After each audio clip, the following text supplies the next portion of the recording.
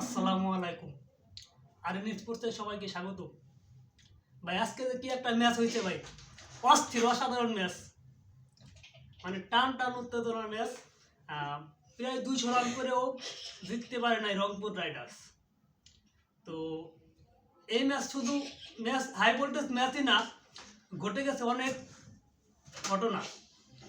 Like last ওভারে 26 run দরকার, ব্যাটিংয়ে ছিলেন নুরুল হাসান সোহান নতুন ব্যাটসম্যান, বোলিংয়ে ছিলেন Kyle Mayers West Indies batsman.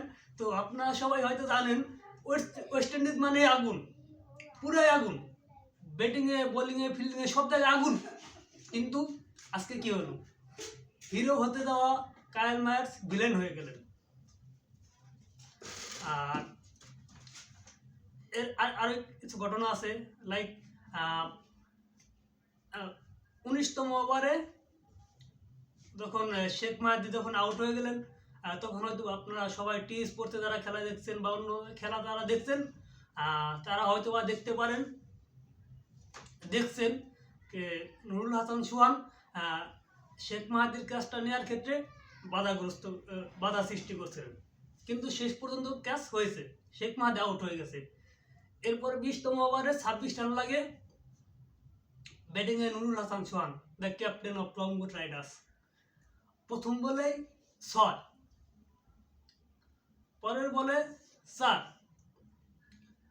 যখন 6 বলে 26 রান দরকার, তখন প্রথম 2 বলে 10 রান, পরের বলে আবার 4, 3 বলে 14, আর 3 বলে 12 দরকার তখন। এরপরে বলে আবার 6 মেরে দিলেন নুরুল হাসান সোহান, তখন 2 বলে 6 রান দরকার, 4 বলে অলরেডি 20 রান হয়ে গেছে, পরে বলে আবার 4 মেরে দিলেন, 1 বলে 2 রান, লাস্টে বলে বিশাল ছক্কা। ভাই কি টিম ভাই, ম্যাসিভ টিম করছে রংপুর রাইডার্স। ডিফেন্ডিং চ্যাম্পিয়ন, গতবারের চ্যাম্পিয়ন ফরচুন বরিশালকে 2 বারের দেখায় 2 বারে হারাইল। এরপরে আরো একটা ঘটনা ঘটছে ম্যাচ শেষে, এটা টি স্পোর্টসে দেখানো হয়েছে খুব অল্প সময়ের জন্য। তার আগে একটা আপনাদের সাথে নতুন একজনের সাথে পরিচয় করা দিই।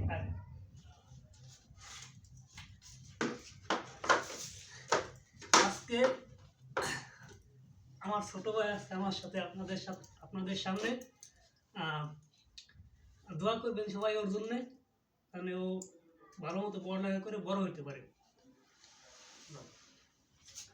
তো যাই হোক, যে কথা বলতেছিলাম, ম্যাচ শেষে মানে 2 টিমের 2 ডাগ আউটের মাঝখান থেকে তামিম ইকবাল খান এবং রংপুর রাইডার্সের অ্যালেক্স হেলস দুজনে প্রায় মারামারি লেগে যাওয়ার মতো কায়দা, খুব কথার সরাসরি, মানে এরকম কথা কাটা কেউ কাউকে ছাড় দিতেছে না, তামিম ইকবালের রাগ, যত রান করেও হারলাম, আর অ্যালেক্স হেলসের রাগ কি জানি না, বাট প্রচুর কথা কাটাকাটি হয়েছে। এরপরে তামিম ইকবালকে তার সতীর্থটা সরাই নিয়ে গেছে এবং অ্যালেক্স হেলসকে তার সতীর্থরা সরাই নিয়ে গেছে। তো এরপরে তো আরো কাহিনী আছে, যেমন গত ম্যাচে ফরচুন বরিশাল হারার পরে রংপুর রাইডার্সের টিম ম্যানেজমেন্ট তারা সোশ্যাল মিডিয়ায় বরিশালের লঞ্চকে প্রায় ডুবিয়ে দিছে। তো দেখি এবার কি ফুল ডুবিয়ে দেয় নাকি, সেটা পরে দেখা হবে, কারণ এখনো পর্যন্ত আমি ওই সোশ্যাল মিডিয়া এখনো দেখা হয় নাই। তো যাই হোক দর্শক, ভিডিওটা যদি ভালো লাগে, যারা ফেসবুক পেজ থেকে দেখছেন অবশ্যই ভিডিওটা লাইক দিবেন, শেয়ার করে দিবেন এবং পেজে ফলো দিয়ে দিবেন।